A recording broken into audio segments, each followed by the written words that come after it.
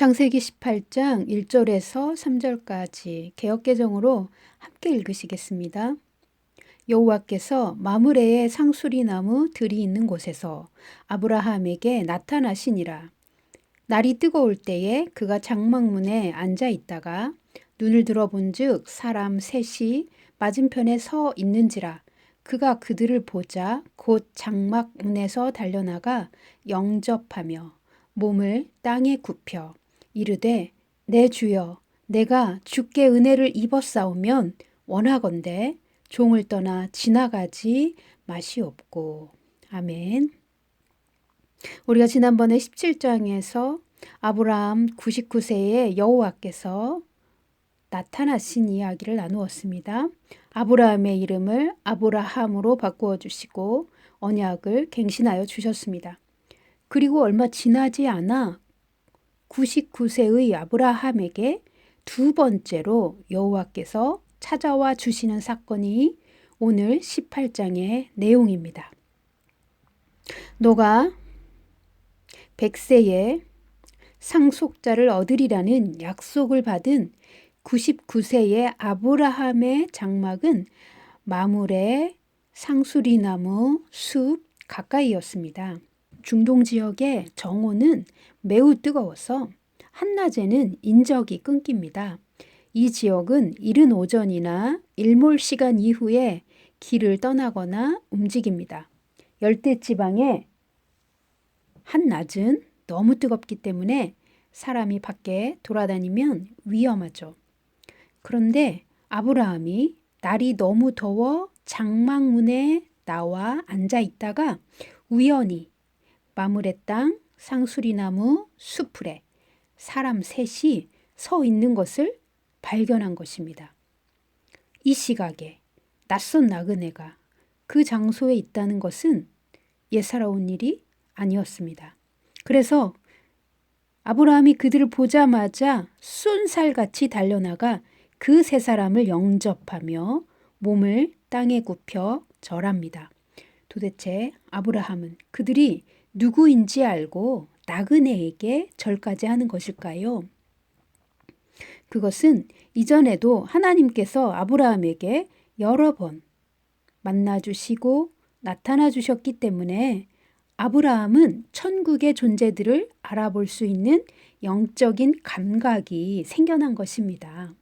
이 땅의 사람과는 전혀 다른 어떤 영적인 분위기가 있었던 것이죠. 분명히 생김새는 이 땅의 사람과 똑같은데 뭔가 이 땅의 사람과는 차원이 다른 그런 영적 분위기가 느껴졌던 것이겠죠. 전혀 예측하지 못한 시간에 천국의 존재가 한낮에 이 땅의 아브라함을 방문하셨습니다. 그런데 여기서 우리는 몇 가지 흥미로운 점들을 찾아보려고 합니다. 1절 다시 보십니다. 여호와께서 마므레 상수리 나무 들이 있는 곳에서 아브라함에게 나타나시니라. 날이 뜨거울 때에 그가 장막문에 앉아 있다가. 아멘. 하나님은 아브라함과 매우 친밀하셨고 아브라함은 피조물로서 하나님의 종인데도 왜 하나님은 한국의 옛날 시어머니들처럼 불쑥 아브라함의 장막에 쑥 들어오시지 않는 것일까요? 그 대신에 조금 멀리 떨어져서 아브라함이 쳐다볼 수 있는 가까운 거리에서 아브라함의 장막 밖에서 기다리고 계신 것일까요? 하나님은 사람의 인격과 권위를 최대한 존중하시는 하나님이시기 때문입니다. 하나님은 그분이 아무리 선하고 완벽한 계획을 가지고 오셨다 하여도 아브라함이 먼저 알아보고 자발적으로 환영하여 줄 때까지 아브라함의 사생활을 보호하시고 아브라함의 인격을 존중하시는 모습입니다. 우리 하나님은 참 멋진 하나님이십니다. 그리고 하필 날이 너무 뜨거워서 아무도 밖에 나오지 않는 시간에 거기 나타나신 것일까요? 천국의 실체가 이 땅에 오면 그것을 개입이라고 합니다. 하나님은 공의와 진리로 이 땅을 다스리시지만 사람에게 주권을 내어주신 후 최소한만의 개입을 허용하십니다. 사람의 주권을 위해 하늘이 이 땅에 직접적으로 개입하는 일은 매우 드물게 나타납니다. 그래서 아무도 모르게 그리고 아브라함 혼자만 만나시려고 그런 설정 가운데 나타나신 것입니다. 아브라함을 만나서 나눌 대화의 내용을 가지고 이 땅에 살고 있는 겸손하고 품위 있는 사람들처럼 창조주 하나님께서 지금 아브라함에게 예의를 지켜주고 계십니다. 하나님의 나라는 아름답고 고귀하고 거룩하고 품위가 있습니다. 서로 반드시 존중합니다. 우리 믿는 자들이 이런 점들을 간과하면 세상은 성도들을 비웃는 것입니다. 세상이 교회를 비웃는 것입니다. 그래서 우리도 하나님의 성품을 닮으려고 노력해야만 하겠습니다. 자, 1절을 통해 또 하나 발견하는 것이 있습니다. 아브라함의 일상의 동선에 나타나 주셨다는 것입니다. 아브라함이 가지도 않는 엉뚱한 장소에 나타나신 것이 아닙니다. 아브라함이 쉽게 나그네를 발견할 수 있는 위치에 서서 기다리고 계셨습니다. 2절 눈을 들어본즉 사람 셋이 맞은편에 서 있는지라. 그가 그들을 보자 곧 장막문에서 달려나가 영접하며 몸을 땅에 굽혀. 아멘. 일부러 아브라함이 볼 수 있는 장소에 나타나셔서 아브라함이 발견할 때까지 기다려 주셨는데 드디어 아브라함이 사람 셋이 정오에 상수리 수풀에 서 있는 것을 본 것입니다. 그들을 보자마자 아브라함은 달려나가 영접합니다.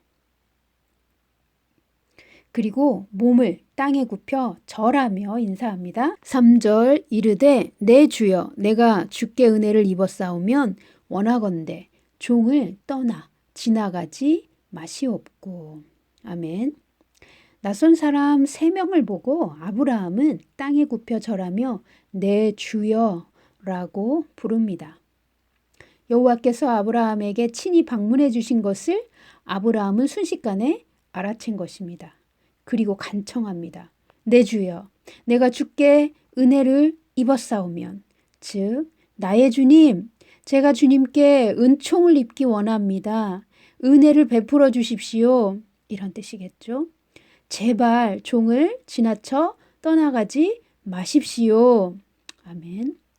아브라함은 24년 동안 하나님을 섬기며 하나님을 만나는 순간이야말로 이 세상의 그 무엇과도 바꿀 수 없는 특별한 은혜를 경험하는 시간이었으며 그 천국의 힘이 자기에게 올 때에 이 땅의 삶에 놀라운 변화가 있다는 것을 수도 없이 경험하여 알았던 것입니다. 이방신을 섬겼던 우상 숭배자 아브라함이 하나님께 선택을 받고 나서 하나님의 부르심을 입고 고향과 친척, 아버지 집을 떠난 이후 하나님께서 아브라함에게 말씀하여 주시고 환상을 보여주시고 또 오늘처럼 방문하여 주시면 그때마다 아브라함의 인생은 바뀌었고 운명이 바뀌었던 생생한 경험이 있는 것입니다. 또한 천국의 실체가 우리에게 방문하시면 천국의 영광이 함께 따라옵니다. 사람이 이 땅에 살면서 경험하기 어려운 하늘의 분위기가 이 땅의 현실에 옮겨지는 것입니다. 그래서 천국의 존재가 우리를 만나면 우리의 자존감이 높아지고 사랑받는 자의 정체성이 생겨나고 눈으로 보이는 현실을 뛰어넘는 믿음의 세계, 즉 보이지 않는 세계, 보이지 않는 현실을 믿는 담대한 믿음이 생겨납니다. 그리고 하나님이 주시는 새 힘과 소망이 생겨납니다. 현실 상황과 조건과는 상관이 없는 하나님의 기쁨이 옵니다.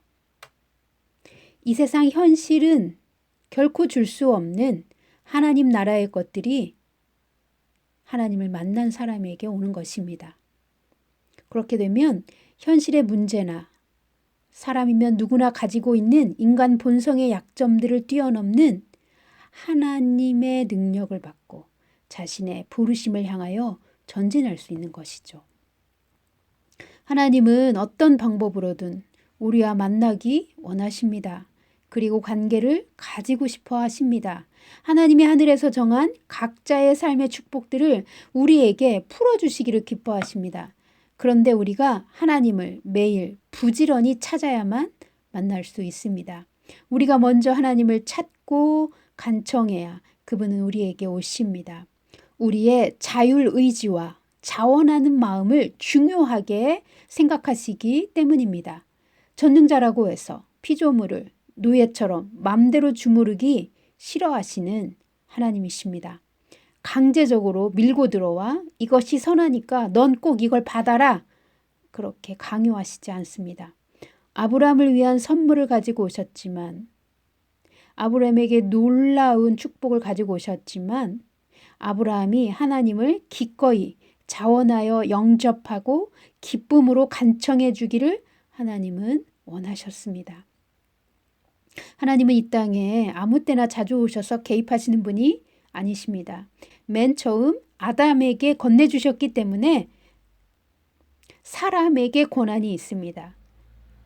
그래서 이 땅의 일에 대해서는 사람이 하나님께 요청해야만 개입하여 주시는 것입니다. 그것이 기도이죠. 그럼에도 불구하고 지금 99세의 아브라함 가정에 하나님의 개입이 없으시다면 약속의 상속자를 받을 수 없을 상황이 되자 하나님이 개입하시고 방문해 주신 것입니다. 지난번 아브라함에게 나타나셨을 때 내년 이맘때 약속의 아들을 받을 것이라는 말씀을 주셨는데 그 상세한 내용을 아브라함만 들었습니다. 17장 15절 16절을 참고하십시오. 사레의 이름을 사라라고 고쳐주시고 사라의 몸을 통해서 약속의 자녀를 주시겠다는 언약도 아브라함이 대표로 들었습니다. 그런데 사라도 아브라함처럼 역시 자신의 몸으로는 자연적 출산이 불가능한 현실을 명백히 알고 있었기에 하나님의 계획에 동의하지 못하고 있었던 상황이었습니다. 오늘 우리가 읽은 18장의 12절을 참고하십시오.